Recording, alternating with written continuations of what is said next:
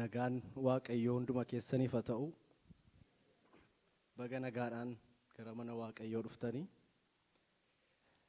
Mee namni ganama kana fuula waaqayyootti mana waaqayyoo keessatti argamutti gammadu.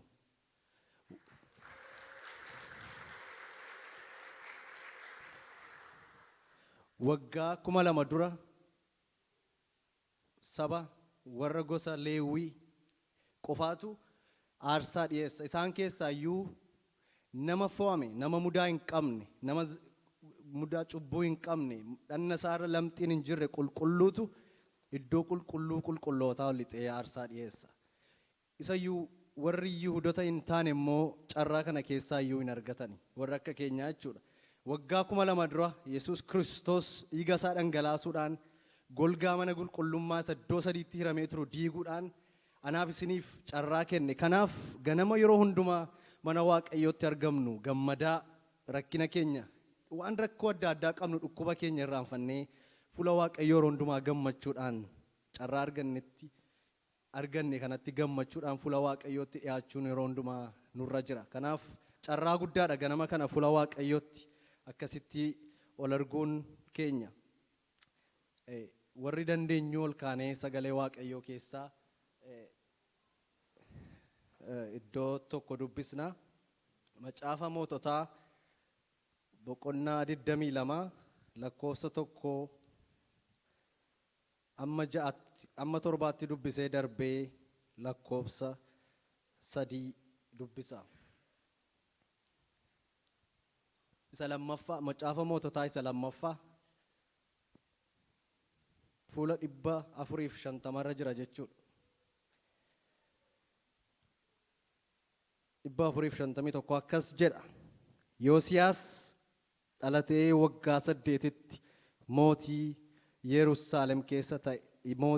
Yerusaalem keessa taa'ee waggaa 31 hin moo'e. Maqaan haadha isaatii Yidiidaa jedhama ture. Isheen intala Adaayaa nama mandara Boozaa turte. Yoosiyaas mootichi wanta waaqayyoo duratti qajeelaa ta'e hin hojjete. Karaa hundumaanis abaabiliin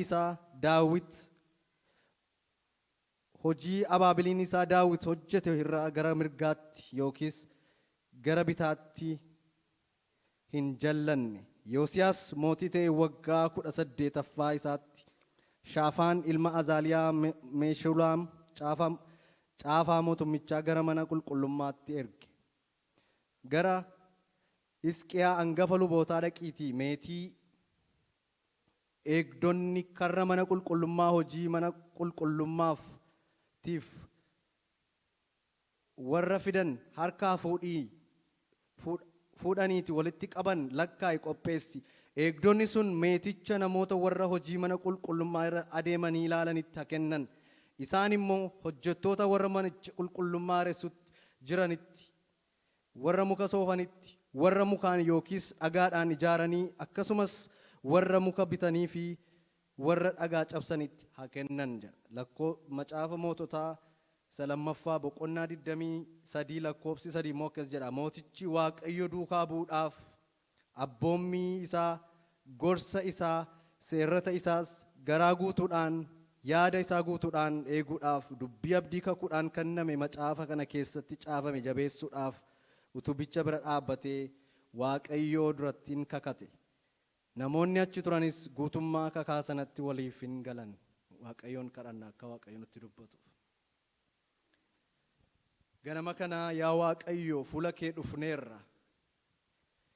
Warri sirraa nyaannee barre, warri sagalee keen jajjabaannee barre, warri sagalee keen haarofnee barre, warri sagalee keen abdii kutannaa keessaa baane, warri sagalee keen gadda keessatti jajjabaanne, warri sagaleen kee humna isaaniif ta'e, warri sagaleen kee biddeen jireenyaa isaaniif ta'e, warri yaa Waaqayyo dubbii kee akka bishaan akka boromni bishaan dheebotu akkasuma dheebatan nutis ganama kana fuula kee dura jirra. Sababni isaa dubbii kee keessa humna hojjetutu jira. Humni dubbii kee keessaa sun ganama kana jireenya tokko keenyaatti haa bu'u. ganama kana jireenya tokko tokko keenyaatti haa bu'u. Sagaleen kee nama haaressa, sagaleen kee nama haaraa nama godha, deebisee nama dhaaba, nama jabeessa, nama kan biraa akkaataa namni yaaduu hin dandeenyetti nama yaachisa, wanta namni gochuu hin dandeenye nama gochisiisa. Kanaaf ganama kana sagaleen kee nutti haa dubbatamu. Sagalee nama biraa miti yaa Waaqayyo, inni dubbatu humna hin qabu, inni dubbatu hin dadhaba, cubbuu qaba, dogoggora qaba. Sagaleen kee garuu bara baraan amanamaadha. Bara baraan dhugaadha, bara baraan jabaatee dhaabata. Inni humna gaarota sochoosu qaba, inni humna galaanota hiruu qaba, inni humna seexanoota baasuu qaba, inni humna du'aa kaasuu qaba, inni humna naafa diriirsuu qaba, inni humna yaa Waaqayyo Gooftaa balbala cufamaa nama duraa banuu qaba. Sagaleen kee dhowwaa tokko malee nu gidduutti haa dubbatamu. Si barbaanna, sirraa barachuu barbaanna, sirraa dhaggeeffachuu barbaanna. Sagaleen kee gaafa dubbatamu wanta jireenya nama irraa harca'utu jira, wanta immoo jireenya namaaf ijaaramutu jira, wanta mana namaarraa diigamutu jira, wanta immoo mana namaaf ijaaramutu jira, wanta hafuura namaarraa diigamutu jira, wanta immoo hafuura namaaf ijaaramutu jira. Dhowwaa tokko malee nutti dubbadhu. Nu dheekkami, sirraa baranna. Daandii gadhiisne jirra yoo ta'e nutti dubbadhu. Nu jabeessi. Afurri qulqulluu si malee dubbiin kee dubbatamuun akkasumaani. Si afeerraa nu gidduu deddeebi'i. Si afeerraa nu barsiisi. Si afeerraa yaa Waaqayyo nutti dubbadhu. Kana hundumaa waan gootuuf si haa galatu. Maqaa Yesuusiin ameen.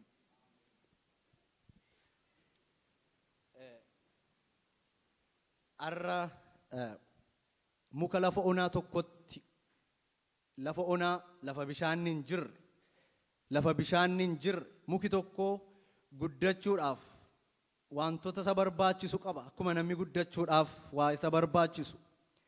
Namni naannoo sana jiraachuutu irra jira. Sababni isaa qilleensa nama keessaa ba'uun nyaata hojjetata waan ta'eef. Bishaan gahaa argachuutu irra jira. Haala qilleensaa gaarii argachuutu isa irra jira.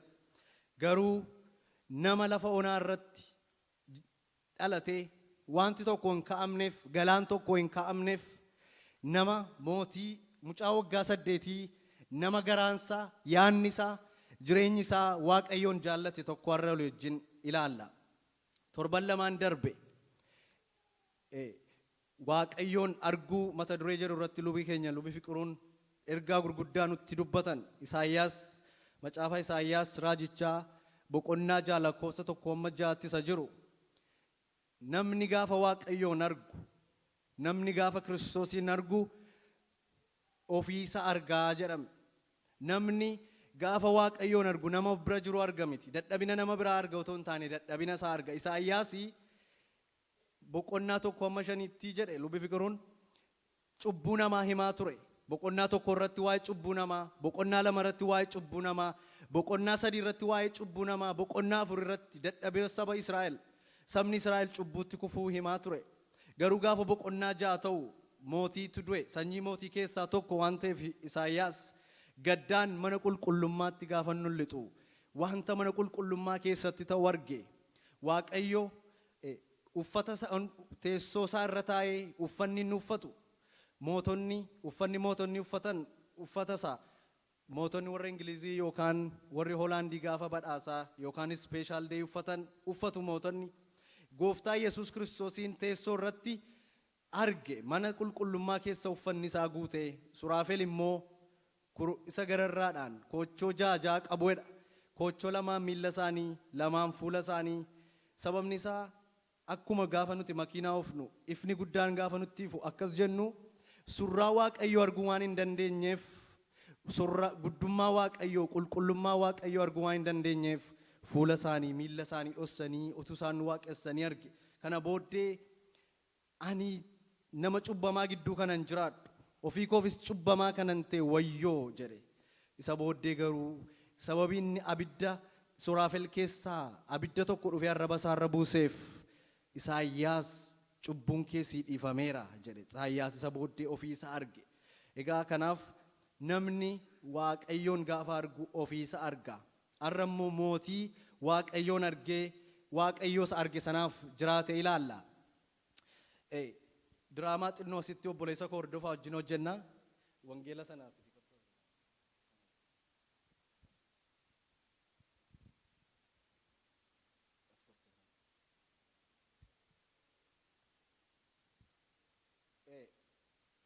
waa'ee Yoosiyaas haasa'uudhaaf waa'een akaakilii isaatii haasa'uun dirqama. Sababni isaa wanta inni itti yeroo inni itti mootummaa fudhate beekuun baay'ee barbaachisaadha. Yoosiyaas akaakiliinsaa Hisqiyaas akkuma asirratti agartan hin argamu malee Hisqiyaasiin akka hordofaatti yoo fudhanne wanta hordofaan baatu immoo macaafa seeraa isa bara Museen caafe, macaafa seera uumamaa, seera ba'uu, seera keessa deebii, seera leewwataa fi macaafa lakkoofsaa, macaafa kana shanantu jira bara sana. Hisqiyaasiif Waaqayyo waan gurguddaa sadii godhe. Tokko lubii yeroo darbe nu barsiisaniiru. Tokko mootota Sooriyaa irraa lole Waaqayyo. Wanta inni ofiisaaf lolachuu hin dandeenye Waaqayyo ergamaa ergee fi loltuu 135,085 Waaqayyo waaqarraa ergamaa isaa ergee loleef. Lammaffaa sababii inni waan gaarii godheef, sababii inni fuula Waaqayyootti waan qajeelaa godheef Waaqayyo Hisqiyaasiif barri isaa edda itti himame, barri kee hin duuta edda jedhee waggaa 15 Waaqayyo dabaleef. Isa sadaffaa nama waggaa 15 dabaleef kun mucaa hin qabu ture. Mucaan isaa Minaasee jedhama. Waggaa 15 itti dabaleef keessatti waggaa 2 booddee immoo mucaa Minaasee jedhamuuf Waaqayyo kenneef. Minaaseen akaakaa Yoosiyaas. Minaaseen gaafa mootummaa fudhate akkuma yeroo torban kana lubi caalaan nu barsiisee ture. Namni gaafa milkaa'ummaa argatu, namni gaafa jireenyi isaa guutuu ta'u, alli isaa, manni isaa, barumsaan, hojiidhaan gaafa milkaa'u namni of tuulummaadhaan wanta Waaqayyo isaaf godhe, gaarummaa Waaqayyoo dagata. Minaaseen sababii waggaa 12 gaafa mootii ta'e yaada Waaqayyoo irraa fagaate. Yaada Waaqayyoo irraa fagaate, Waaqayyoon dhaggeeffachuu irraatii fagaate.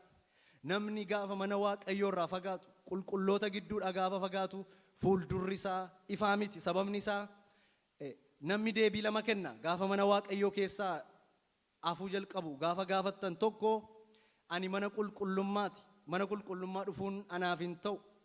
Sababni isaa ani kakuu haaraadha jedhu tokko kana. Kanaaf sooshaal miidiyaadhaan otuu mijatuu fi otuu dhukkuba hin qabaatiin, hojii hin qabaatiin warran jedhudha. Garuu Phaawulos warra Tasalonqeen warra Efesooniin akkas jedha. Yesuus Kiristoos mataa waldaa kiristaanaati jedha. Mataan immoo dhagna qaba. Dhagni immoo harka, ija, miila qaba. Wantoota baay'eetu jira. Kanaaf hundumti keenya dhagna. Kiristoosiif dhagna ta'ana walitti dabalamnee inni lallabu jira. Inni faarfatu jira. Inni meeshaa inni saawundi siisteemii hojjetu jira. Inni meeshaa taphatu jira. Inni namoonni waldaa geggeessan jiru. Kun hundumtinuu dhufanii dhagna ta'u tokko kana.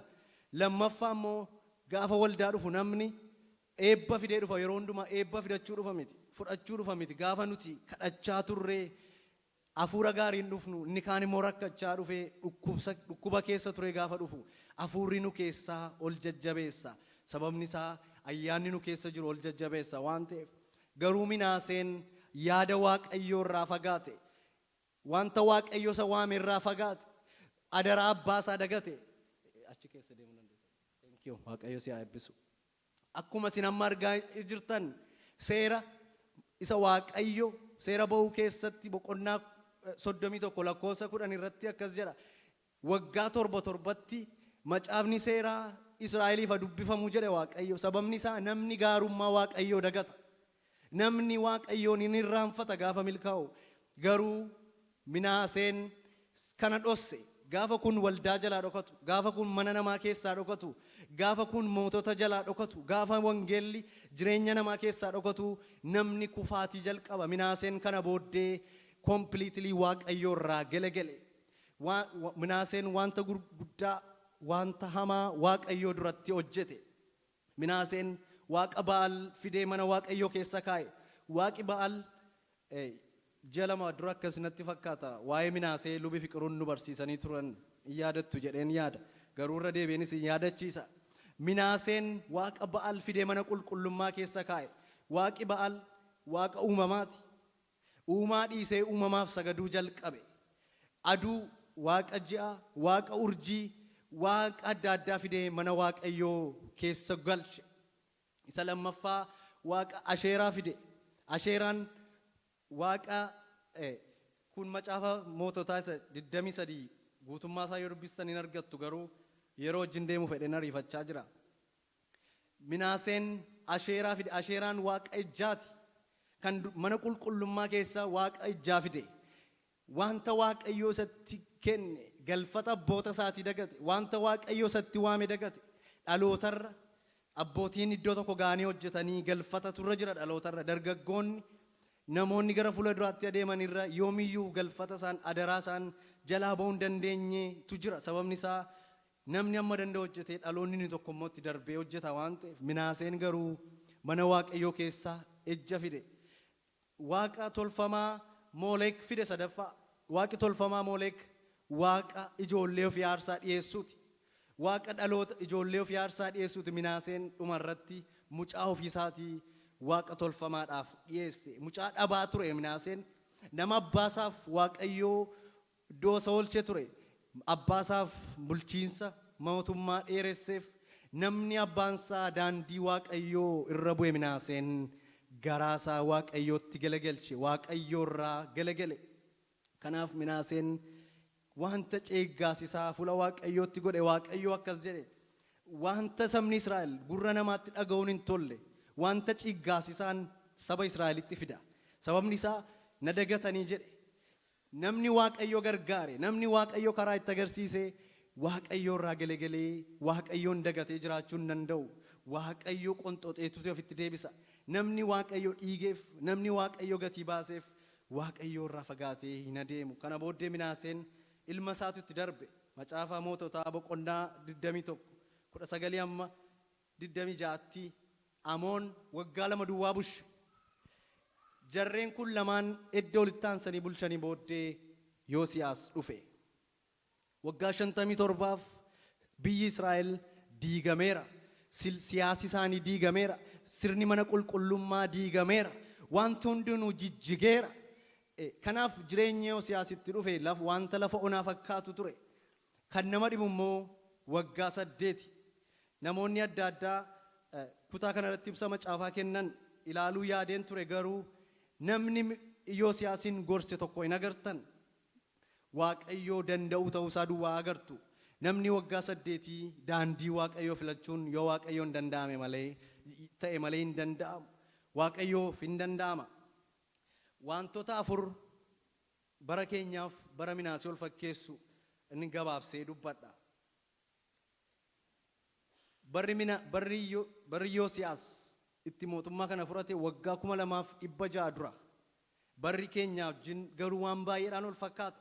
Tokkoffaa irratti barri Yoosiyaas bara namni waaqayyoon dagate, bara sodaan waaqayyoo hawaasa keessaa dhibe, bara namni hundumtuu jireenya mataasaa jiraatu, bara namni waaqayyoon dagate keessatti Yoosiyaas maal godhee mootummaa fudhate. Barri keenya maaliin kana fakkaata?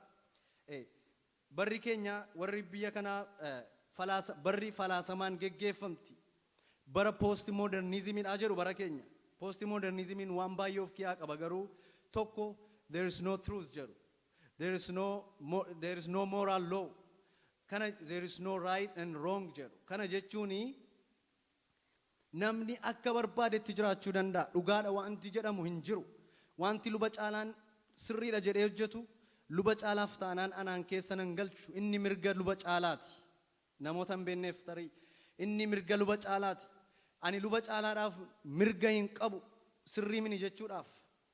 Namni durbaaf durbii ol fuudhuudhaaf dhiiraaf dhiirri ol wanta barbaade namni yoo godhe namni mirga hin qabu. Kanaaf inni kun jireenyi namaa kaayyoo akka dhabu godhe. Kanarraa kan ka'e amma magaalaa gurguddaa biyya kanaa keessatti yoo ilaaltan akka Niiyoorkii faatti yoo googilii gootan ilaaltan jenderiin namaa 31 ga'eera.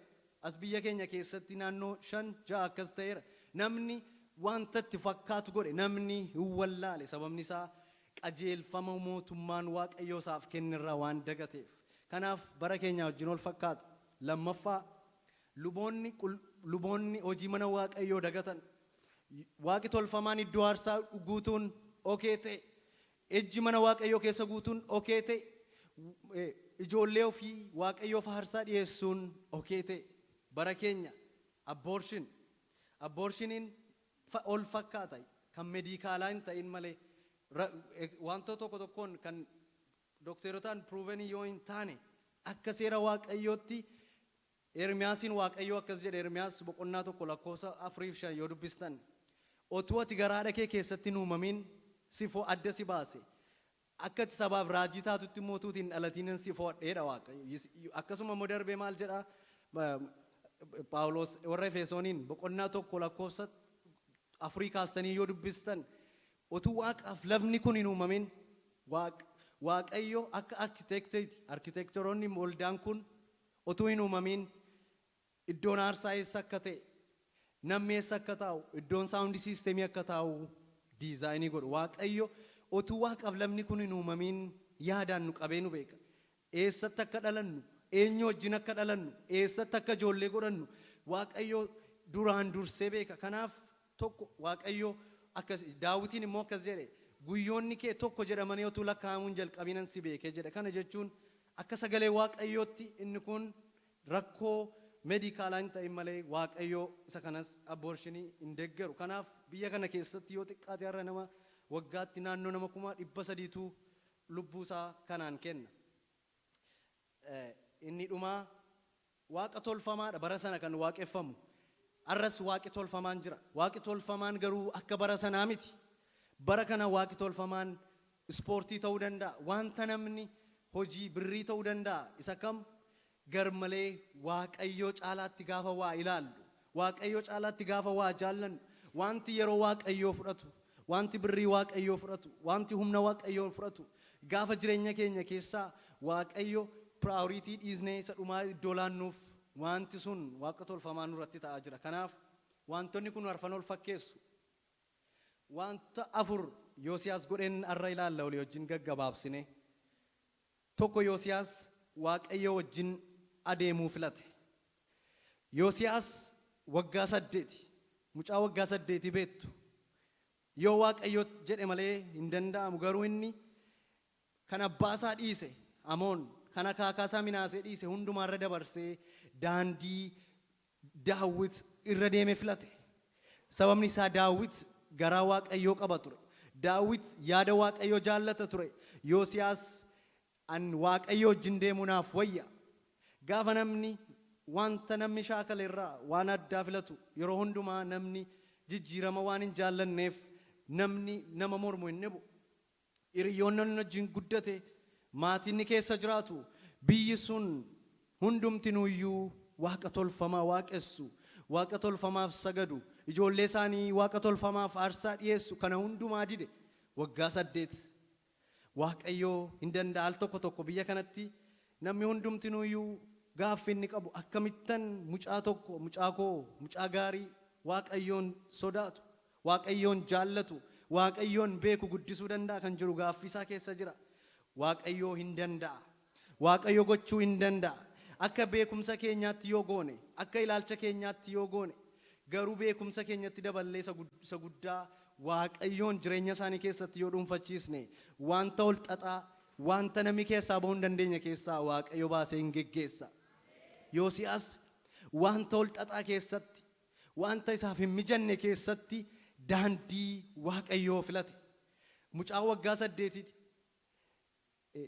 waan namni isa gorsu hin jiru abbaan isaa du'eera abbaan isaa waggaa 2 adda du'e abbaan isaa gaafa du'e waggaa 6 waggaa 8 Orominaaseen bulchu nama waggaa 6ti wanta inni argaa guddate waan gaarii miti wanta inni dhagaa guddate waan gaarii miti garuu daandii waaqayyoo naaf wayya jedhe waaqayyo nama murteeffate barbaada akkas jedha lakkoofsa 3 irratti bitaattis mirgaattis hin gorre fannoo kanarraa bitaatti yoo gorrees mirgaatti yoo gorrees du'atu jira salphinatu jira maraatummaatu jira wanta ulfaataatu jira waan nama gaddisiisutu jira fannoo kanarra garuu miilla keenya kaawwanne otuma dadhabnu otuma cubbuu qabnu Kiristoosiin abdachaa yoo adeemne ulfina guddaatu nu eeggata garuu murteeffachuu dadhabuudhaan miilla keenya iddoo tokko yoo keenye bu'aanuuf hin qabu wanti gaariin fuuldura keenya hin jiru waaqayyo nama murteeffate barbaada haalli nama sodaachisa jireenyi nama sodaachisa wantoonni nama sodaachisan baay'eedha waaqayyo maal barbaada nama murteeffate barbaada waaqayyo ganama kana nama murteeffate nu haa godhu nama biyya lafaa jalaa dide nama ulfina waaqayyoof jiraatu nama waaqayyoon sodaatu nama seera waaqayyoo jaallatu nama dubbii waaqayyoo jaallatu nu haa godhu guutummaa guutuutti daandii waaqayyoo irra adeemuu fo'ate Yoosiyaas namni hin sodaata namni jireenya isaa keessatti hin sodaata Phaawulos Xiimotewosiin akkas jedha boqonnaa Xiimotewos lammaffaa boqonnaa 2:8-10 yoo dubbistanii egaa akka waaqayyoon nasiif kennetti wangeelaaf rakkachuu keessaa qooda qabaadhu malee gooftaa keenya dhugaa ba'u waa'ee koo isaanii sababii Kiristoosiif jedhee hidhametti sin yeellayin jedha Phaawulos. Iddoo kanatti luba Phaawulos iddoo waldaa Efesoonitti luba ta'ee jira yeroo kana Xiimotewos garuu biyya sana keessatti namni Kiristoosin jaallatu namni Kiristoosiif bulu ari'atama jala waan jiruuf akka Phaawulos immoo hidhaa jira Phaawulosii wajjin namni hidhata qabu rakkinni waan fuuldura isaa jiruuf mana isaarra rakkinni waan jiruuf sodaatee raafame iddoo kanatti gadi siqxanii yoo laaltanii suma kana jedha anaaf illee yeen hiriyaa koo ta'uudhaaf Kiristoosin jiraachuuf hin sodaatin jedha Phaawulos Xiimotewosiin Xiimotewos nama xinnummaa kaasee mana waaqayyoo keessatti guddateedha haa ta'u malee haalli nama sodaachisa jireenya nama waan sodaachisu baay'eedha garuu nama yoo murteeffanne yoo yeroo hundumaa waaqayyoon ilaallee adeemne humna nuuf jabeessu nuuf kenna hin yaaddain hin yeella'in Kiristoosiif dhugaa ba'utti Kiristoosiif jiraachuu keetti hin leeyyain wanta adaraa sitti kennameedha lakkoofsa 14 irratti hafuura qulqulluun jabeessi eegi adaraatu nurra jira adaraa waaqayyootu nurra jira ijoollee keenyatti dabarsuudhaaf hojii waaqayyoo hojjechuudhaaf waaqayyoon gammachiisuudhaaf waaqayyoo biyya lafaa fide gaafa namni garaasaa waaqayyoo irraa galagalchu gaafa biyyi waaqayyoo irraa garaasaa galagalchu nagaan hin jiru sababni isaa waaqayyo akka namni isa gammachiisuuf biyya lafaa irratti nama uume wanti waaqayyoon uumeef waan biraan hin jiru wanta goone hundumaa keessatti wanta waaqayyoon gammachiisu goonee darbuu akka dandeenyu waaqayyoon waa gargaaru biyyi yoo kanarraa kufe sabni yoo kanarraa kufe waraansi ol loluun ol jibbuun waraansi biyyaa biyya irratti baay'achaa adeema isa kanaaf sababii biyyi waaqayyoo irraa galagaleef sababii addunyaan waaqayyootti dugda ishee gatteef har'a addunyaan keenya waraanaan liqinfamee jirti sagalee waaqayyoo akkas jedha wantoonni kun ittuma caalaa adeemu nuti warra murteeffatee waaqayyoo wajjin deemu akka taanu waaqayyo nu haa gargaaru inni lammaffaa Yoosiyaas yeroo beeke gaafa Yoosiyaas mootummaa fudhate mucaa waggaa 8ti Amoon abbaasaa warra hojjetaa isaaf hojjetantu ajjeese Yoosiyaas garuu lakkoofsa 3 irratti akkas jedha Yoosiyaas mootii ta'e waggaa 18ffaa isaatti Shaafaa ilma Aliyaazaa Mushalaam caafaa mootumichaa gara mana qulqullummaa ergee jedha yeroo isaa fudhate mucaa waggaa 8tidha namni kam ajjeesuu danda'a wanti abbaasaa irratti mul'ate isa irrattis mul'achuu waan danda'uuf yeroo keessa jiru beeke biyyi waan hamaa waaqessaa jira manni qulqullummaa iddoo isaa hin jiru namni isa guddisaa jiru waaqayyoon hin beeku kanaaf hamma guddatee mootummaan isaa lafa qabatutti hamma guddatee nama ga'a ta'utti yeroo isaa beeke gannama kana waaqayyoo yeroo akka nuti beennu barbaada haala keessa jirru akka nuti beennu barbaada warra yeroo beekan warra bara beekan warra garatti adeeman beekan akka nuti taanu barbaada yeroon mootummaan waaqayyoo jedhe gooftaan Yesuus Kiristoos macaafa Maatiyos boqonnaa 25 guutummaa isaa yoo laaltan 24 gara dhumaa 25 guutummaa isaa yoo laaltan mootummaan waaqayyoo mootummaa yeroo beekutti fakkeeffamaa jedhe gooftaan Yesuus fakkeenya gurguddaa 3 kenneef keessaa lammii tokko waa'ee durboota kurnanii durbooti kurnan yeroo isaaniif kenname wallaalan yerootti dhirsi misirroo mana dhufu wallaalan kanaaf yeroo dhirsi misirroo dhufutti isaan hin qophoofne yeroo dhirsi misirroo dhufutti bal isaan ibsaan isaanii jalaa dhume akkasuma immoo macaafuma wangeela Maatiyos 25:14-31tti immoo akkas jedhe gooftaa Yesuus mootummaan waaqayyoo jedhe wanta kanatti fakkeeffamaa jedhe mootummaan waaqayyoo qabeenyaa nama namatti kennee adeemetti fakkeeffama isa tokkotti 1,000 isa tokkotti 2,000 isa tokkotti 5,000 amma namni danda'u amma namni baachuu danda'u amma namni hojjechuu danda'u namatti kennee adeemetti fakkeeffama. Namoonni kun birrii fudhatanii inni birriitti kenne sun adeemee yeroo inni deebi'ee dhufutti warri lamaaniin hojjetan inni tokko hin hojjenne. Kanaaf yeroon isiniif kenname akka beektan jedhee gooftaa Yesuus jajjabeessa. Yeroo nu kennaman akka itti gargaaramnu Waaqayyo nu haa gargaaru. Wanta baay'eetu yeroo namaa saama. Wanta baay'eetu humna namaa saama. Garuu isa caalu Waaqayyoon akka filannu Waaqayyo nu haa gargaaru. Solomoon Waaqayyoo mootummaa kenneef yeroo Daawit du'e Israa'el gammachuu keessa jira. Israa'el badhaadhummaa keessa jira. Israa'el Ikoonomiin isaa gaariidha, siyaasni isaa gaariidha, manni qulqullummaa gaariidha. Solomoon garuu haala mijataa keessatti mootummaa waan fudhateef Waaqayyoo irraa gele. Barri isaa akkasumaan ta'e fuudhatti dubartoota hedduu fuudhuutti wanta mana qulqullummaa Waaqa tolfamaa waaqessuutti yeroon isaa dhume. Kanaaf dargaggoota akkas jedhee gorsa Solomoon macaafa lallabaa boqonnaa 12 lakkoofsa 1-6. Dargaggootaaf kun ergaa gaariidha. Akkas jedha. Barri hamaan utuu hin dhufin waggoonni ati anattiin tolan ittiin jettus utuu hin dhiyaatin bara dargaggummaa keetti uumaa kee yaadadhu. Aduun, ifni, jiini, urjoonnis utuu hin dukkanaa'in bokkaan booddeedhaanis duumessi utuu hin dhufin uumaa kee yaadadhu. Yeroo sanatti harki kee warri si eegaa turan yeroo dulloomtu edda yeroon kee darbe yoo yaadatte yeroon sanatti harki kee warri si eegaa jiran miillan kee warri ciccimoon isin hollatu yeroo umriin namaa darbu Waaqayyo umriidhaan nama uume waan ta'eef seelonni namaa umriidhaan dadhabaa waan adeemaniif ilkaan kee waan muraasataniif nyaachuu hin dadhabda. Iji kee inni ilaalaa tures hin dimimmisaa. Yemmuus gurri kee lamaan dhaga'uu hin dadhabu. Ilkaan keetiinis yemmuu waa nyaattuu sagaleen isaa hin dhaga'amu. Namoonni yeroo simbirri wacutti hin ka'u sagaleen faarfannaa isaanii garuu sitti hin dhaga'amu. Yemmuu sati hirribaan olee adeemuu karaa irratti wanta sitti ba'us hin sodaatta. Rifeensi mataa keetii akka daraaraa mataa bukkee hin ta'a. Coroon kee akka kan qorophisaa hin dachaa. Dudda namaa lafee dudda namaa jechuudha. Kajeellaan keessa hin adooda. Kana booddee iddoo boqonnaa bara baraa hin natta. Warri siif bu'anis karaa irra si'achi hin yaa'u. Kanaafis dhugaa dhagna keetii keessa wanta akka fo'aa meetii irraa hojjetame utuu hin citiin uumaa kee yaadadhu. Yeroon namaa hin darba, humni namaa hin dadhaba. Kanaaf utuu yeroo qabnu Waaqayyoof haa jiraannu, utuu qabnu Waaqayyoof haa hojjennu, utuu yeroo qabnu yeroo keenya mootummaa Waaqayyoo keessatti investii haa goonu. Yeroo raafaa Waaqayyoo fakka hin laanne Waaqayyoo nu haa gargaaru. Torban tokko keessa guyyaa saayitii 65tu jira. Kan Waaqayyoo nu gaafatu saayitii 2. Kanaaf wanti Waaqayyo nu gaafatu baay'ee miti. Isa Waaqayyo nu gaafatu garuu laachuu akka dandeenyu Waaqayyo nu haa gargaaru. Mana keenya keessatti gaafa deemnu, gaafa teenyu Waaqayyo irratti warra duddagatanii yeroo isaanii wallaalan akka hin taane Waaqayyo nu haa gargaaru. Sadaffaa mana qulqullummaa haaresse. Amma gaa mootummaan isaa jabaateera.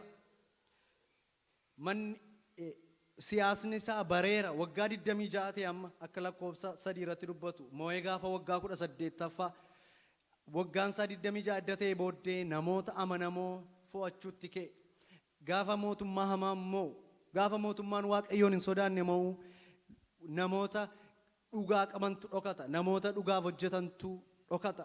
Abbaan Ermiyaas raajichaa akkuma sirraa dubbatutti Hilqiyaan abbaa Ermiyaasidha. Macaafa Ermiyaas raajichaa boqonnaa 1 lakkoofsa 1 yoo dubbistan in argattu. Ermiyaas namoota hojjettoota amanamoo akka Hilqiyaa fa'aa iddoo kaawwate. Kana booddee manni qulqullummaa Waaqayyoo haara'uu qabaa jedhe. Manni qulqullummaa Waaqayyoo dagatameera. Manni qulqullummaa Waaqayyoo keessa kosiitu jira. Manni qulqullummaa Waaqayyoo qalamiinsaa diigameera. Kanaaf Yoosiyaas manni Waaqayyoo mootummaa bulchiinsa koo irra hin caala. Ajandaan koo ajandaa Waaqayyoo haa ta'u. Ajandaan jireenya koo kan Waaqayyoo haa ta'u. Garaa koof hin jiraadhu, mana koof hin jiraadhu, ofii koof hin jiraadhu jedhee hojii mana qulqullummaatti kenne. Birrii mana qulqullummaaf fudhamu isa warri Leewwotaa funaanan ittiin manni qulqullummaa haara'u jedhe. Mana qulqullummaa haaressuu jalqabe. Luboota warra amanamoo warra Waaqa tolfamaa gadi baasee warra amanamoo iddoo qulqullummaa kaa'utti ka'e. Kana booddee Waaqayyo ofii isaa mul'isuutti ka'e. Sababni isaa waan gaarii hojjechuutti ka'e Yosiyaas. Kana booddee mana qulqullummaa gaafa haaressan akkuma hordofaan as kaa'e nama jalaa dhokatee ture, dhaloota jalaa dhokatee ture. Sababni isaa Minaaseen raajota ajjeesiseera. Minaaseen dubbii Waaqayyoo awwaaleera waan ta'eef wangeelatu saba jalaa dhokate. Manni wangeelli keessaa dhokate. Manni wangeelli keessa hin jirre. Jireenyi wangeelli irratti hin ijaaramne. Bubbee salphaatu iddoo isaati kuffisa. Bokkaa salphaatu iddoo isaati kuffisa. Kanaaf sagalee Waaqayyoo jireenya keenya kana irratti akka nuti ijaarannu nutti hima. Minaaseen hin dhosse. Gaafa inni kun mana qulqullummaa haaressuu jalqabu. Mana qulqullummaa keessaatii macaafni seeraa inni duraan dhokate argame. Kana booddee fidanii dhufan. Fidaniituti gara mana guutummaa isaa ilaaluu dandeessu. Macaafa moototaa 22:5 amma 6 akkasumatti fuuftanii yoo ilaaltan mootichi amma boqonnaa 23tti waa'ee mana qulqullummaa irratti yeroo isaa dabarse. Kana booddee manni qulqullummaa haara'utu isaaf taa'edda jedhee booddee wangeelli gaafa argamu lubichi wangeelatu argame. Wangeela jireenyaatu argame. Sagalee Waaqayyoo gaafa waggaa 7 saba kanatti dubbifamu jedhamee jalaa waggaa 58 dhokate Waaqayyo mul'ise. Kana booddee yoo mootichatti fidan maaltu argame? Sagalee macaafa seeraatu argame. Isa Museen caafame. Akka keenya wangeela hin qaban isaan. Isa Museen caafametu argame. Isa nama dhokatetu argame jennaan akka dubbifamuuf Yosiyaasiif Shaafaan akka dubbisuuf lubis itti erge. Gaafa lubi itti erguu mootichi wayyaasaa tarsaasee jedha. Mootonni wayyaasa akka kan keenyaa uffatu miti. Wayyaan moototaa ulfina. Macaafa Daawit gaafa ilaallu Daawit wayyaa ofirraa fuudhe gaafa jennu Daawit qullaa ta'e miti. Wayyaa mootonni uffatantu jira. Wayyaa sana yoo ofirraa fuutan nama taraa wajjin sileevii yookaan bara sana warra garbaa nama taraa tokko wajjin tokko taatu. Namoota irraa kan adda godhu mootonni wayyaa uffatu. Ammas hin uffatu. Gaafa badhaasa adda addaa akkuma agarru Hoolaandii faatti biyyoota tokkotti biyya Ingilizii faatti wayyaa sana ofirraa fuudhe Daawit. Ulfinni koo Waaqayyoodhaa jedhe. Wayyaa ofirraa fuudhe qullaan taane Daawit. Wayyaa mootummaa sana ofirraa fuudhuun ulfina. Yosiyaasii sagalee Waaqayyoo gaafatti dubbatan kana hundumaa kan inni gochaa jiru utuu wangeelli hin argamiin, utuu macaafni seeraa hin argamiin. Gaafa dhagaye garuu wayyaa sana tarsaase. Wayyaa ulfina isaa sana tarsaase. Maaloo Waaqayyoon araara naaf kadhadhaa. Waa'ee namaa hin jenne akkuma Isaayyaas torbee darbe baranne waa'ee warra bukkeen jenne abbaan koo balleesseera hin jenne. Ani Waaqayyoon yakkeera. Sabni kun Waaqayyoon yakkeera. Ani saba kana geggeessaan jira. Maaloo Waaqayyoon araara naaf kadhadhaa. Waaqayyoon araara naaf kadhadhaa jedhe Yosiyaas. Waaqayyoo isa sila dubbatee ture akkas jedhe iddati garaa cabaadhaan na kadhatte. Iddati akkan sitti araaramuuf na waammatte wanta murteessaa ture sana nan jijjiira. Bara kee keessa hin agartu jedhe. Cubbuu namoonni tokko cubbuu yoo hojjetan bara isaanii guutuu of kasasaa jiraatu. Yoo Waaqayyoon araara kadhanne daandii keenya qayyaranne Waaqayyoo cubbuu sana deebi'ee yaadatu. Macaafa keessatti Waaqayyo yakka keessan deebi'ee yaadadhu jedha. Kanaaf dhiigni Kiristoos inni fannoo irratti dhangala'ee keemikaala dhiiga cubbuu dhanna namaarra jiru hundumaa miicuu hin danda'a. Kanaaf namni gaafa nuti araara kadhannu balleesseera Waaqayyo jennee gaafa nuti itti boonyu Waaqayyo cubbuu keenya yaadatu. Egaa manni qulqullummaa idda roos ta'e bara keenya manni qulqullummaa maali? Phaawulos warra Qorontoosiin akkas jedha. Qorontoos isa duraa boqonnaa 6 lakkoofsa 19-20tti nan dubbisa akkas jedha. Dhagni keessan mana qulqullummaa hafuura qulqulluu isa isin keessa jiru ta'uu isaa hin beekture. Hafuura kanas Waaqayyoo bira argattan mana qulqullummaa hafuura isaas erga taatanii isin kan ofii keessanii miti. Waaqayyo gatiidhaan isin bitate. Kanaaf guutummaan dhagna keessaniin waan ittiin galateeffamu hojjedhaa. Manni qulqullummaa kakuu haaraatti nu ta'e. Kiristoos maaliin mana qulqullummaa nu godhate? Nuuf dhiiguudhaan. Akkas jedha Phaawulos Roomaa boqonnaa 8 keessatti. Kiristoos warri kanaan booda warri Kiristoositti amananitti firdiin faradamu hin jiru. Badiin kana booddee firdiin irraa ka'eera. Edda kana jedhee booddee maal jedha Phaawulosi? Hafuura qulqulluu isa isin keessa jiru isa kam? Isa Kiristoosiin du'aa kaaseedha. Roomaa 8:10 kaastanii yoo dubbistan inni Kiristoosiin du'aa kaase isin keessa waan jiruuf isin aboo cubbuu jalaa baatanii Kiristoosiif jiraachuu qabdu jedha. Kiristoos egaa aboo sana nuuf kenne. Nu keessa mana qulqullummaati. Mana qulqullummaa Waaqayyoo keessa maaltu jira har'a? Anaaf isin keessa maaltu guutee jira? Mana qulqullummaa Waaqayyoo maaliin guunnee jirra? Manni qulqullummaa Waaqayyoo Kiristoos anaaf isiniin edda bitate. Gatii dhiigaan edda bitamnee mana isaa keessa jiraanne wanti Waaqayyoon jaallanne akka nuti baannee adeemnu Waaqayyoo hin barbaadu. Ijoojii hafuuraaf ijoojii foonii asirratti nagartu.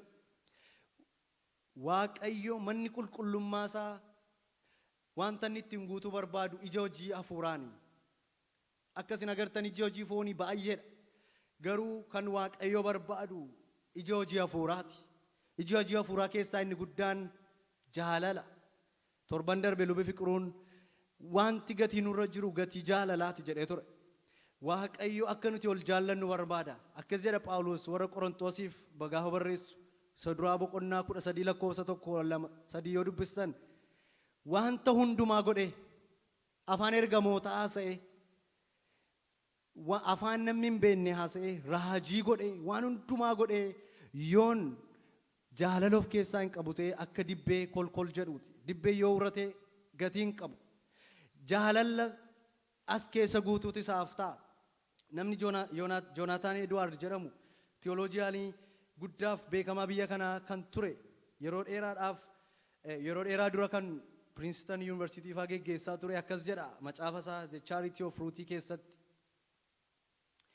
Ifni aduun lafa aduun jiru dukkanni hin jiru.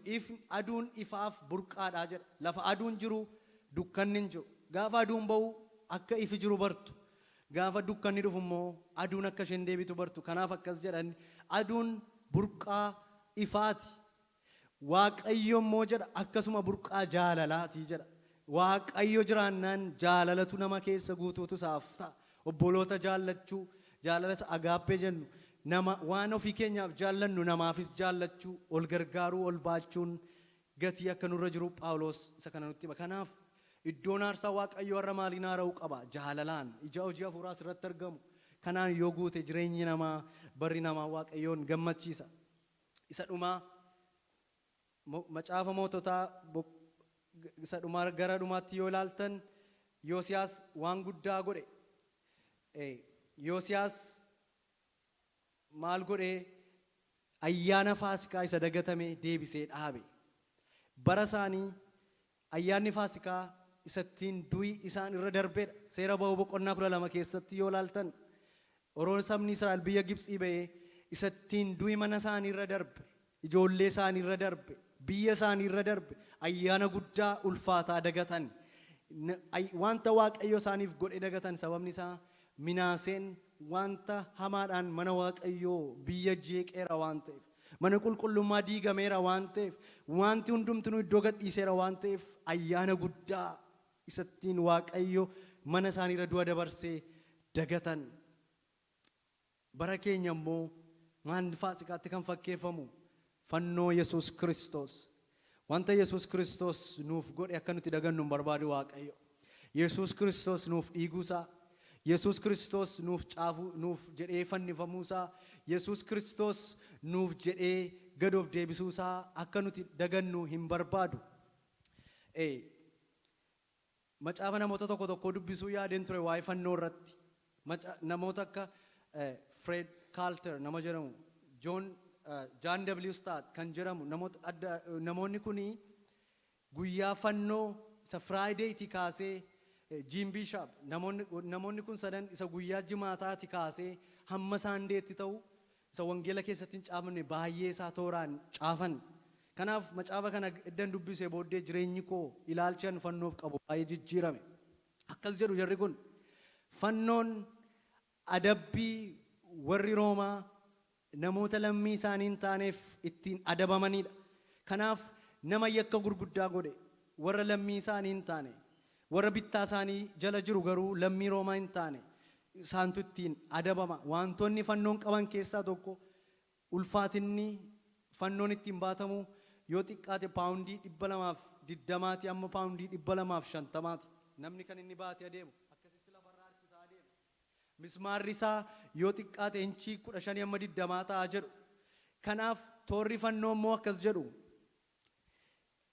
gaafa jalqabaa namni fannoo dhiyaatu iddoon itti fannoo namni hidhamutu jira. Iddoo sana jilbeenfatee harki isaa adda akkasitti hidhame miilli isaa adda hidhame alangaa warra Roomaadhaan reebamaa jedhan jarri kun. Alangaan Roomaa immoo jedhan dhummisaa jallisaa akkasa biyya keenyaa otoo hin taane sibiilarraa kan hojjetame gaafa dhanna namaa rukutu gaafa nama rukutu kan nama miidhu foon namaa duwwaa otoo hin taane lafee namaa kan cabsu alangaa kanaan 41 irruu reebamtu. Kun immoo maaliif ta'a? Namni fannoo irratti akka inni dafee du'uuf ta'a. Kana booddee edda 40 reebamtanii booddee fannoo baattanii magaalaa keessaatii akkasitti harkisaa lafarraa gootota adeemtu. Orreedii dadhabdaniittu. Fannoon maatii keessan duratti, obbolaa keessan, nama isin guddise duratti, hawaasa keessan duratti qullaa reebamtu. Namni immoo hattuu mootii Yihuudaas asii ofiin jedhe jechaa arrabsamaa adeeme. Itti tufamaa iddoo dhabaa kana hundumaa godhee Yesuus Kiristoos anaaf isiniif carraa kenne. Kan akka dagannu hin barbaadu Waaqayyo. Macaafa Isaayyaas boqonnaa 53 lakkoofsa 10-11tti akkas jedha. Kiristoos dhiphachuun sun, Kiristoos reebamuun sun Waaqayyoon immoo hin gammachiise. Maaliif? Anaaf isiniif carraa kenne. Akkas jedha. Waaqayyo macaafa Isaayyaas raajichaa boqonnaa 53 lakkoofsa 10-11 akkas jedha. Waaqayyo isa ani dhiphise sana caccabsuun jaalala koo hin ta'e. Inni cubbuu isaa aarsaa sababii yakka atiif dhiyaatu godhee dhiyeesse. Dhiphina cimaa dhiphatee erga du'ee booddee deebi'ee jiraataa ta'e gara isaa hin ciibsita. Utuu Yesuus hin du'in waggaa 600 dura jedha Isaayyaas. Garbicha koo inni qajeelaan beekumsa isaatiin namoota baay'eedhaaf hin farada. Yakka isaanis isaaniif hin baataa jedha. Phaawulos immoo Roomaa boqonnaa 8 lakkoofsa 1 jedha. Ammaan booddee kana dura firdiin namarra ture. Kana dura namni abaarsa jala ture. Kana dura namni dheekkamsa cubbuu jala ture. Amma booddee warri Kiristoos Yesuusitti amananitti firdiin faradamu hin jiru. Gatiin isaanirra hin jiru. Warra kam? Warra hin amannerra fardii jira. Warra hin amannerra du'atu jira. Sababni dhiiga Kiristoositti warra amanan garuu firdiin irraa ka'e jedha. Fannoo sana akka nuti dagannu hin barbaadu. Waaqayyo gatii baasee anaaf isiniif carraa kenne. Namni as taa'u hundumtinuu nama dhiiga Kiristoosiin bitameedha. Namni salphaan hin jiru. Biyya fagoodhaa dhufnu iyyuu malee, lafa fagoodhaa dhufnu iyyuu malee Waaqayyo itti yaadee nu waame. Gatii guddaan nurra jira. Rakkina qabaachuu dandeenya. Dhukkuba qabaachuu dandeenya. Fannoo kanarra yoo adeemne rakkina keenya baattanne akkuma gooftaan Yesuus Kiristoos jedhe fannoo keessan baadhaan duukaa akka inni jedhe rakkina keenya baattanne yoo isa duukaa adeemne dadhabina keenya baattanne yoo isa duukaa adeemne Yesuus Kiristoos ulfina guddaan nu eeggata. Mootummaa Waaqayyootu nu fuuldura jira. Jabaannee adeemutu nuuf ta'a. Nama meeqan keenyatu fannoo Kiristoos laphee keenya irratti baattannee adeemaa jirra. Fannoon Yesuus asirra jiru kun fannoo miidhaginaa miti. Isa inni dhiigaan cabee lafeensaa caccabee dhiigee anaaf isiniin bitateedha. Akka nama gatii guddaan irra jirutti akka jiraannu Waaqayyo nu haa gargaaru.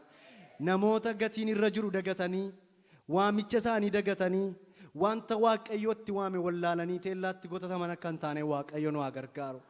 Hin kadhanna.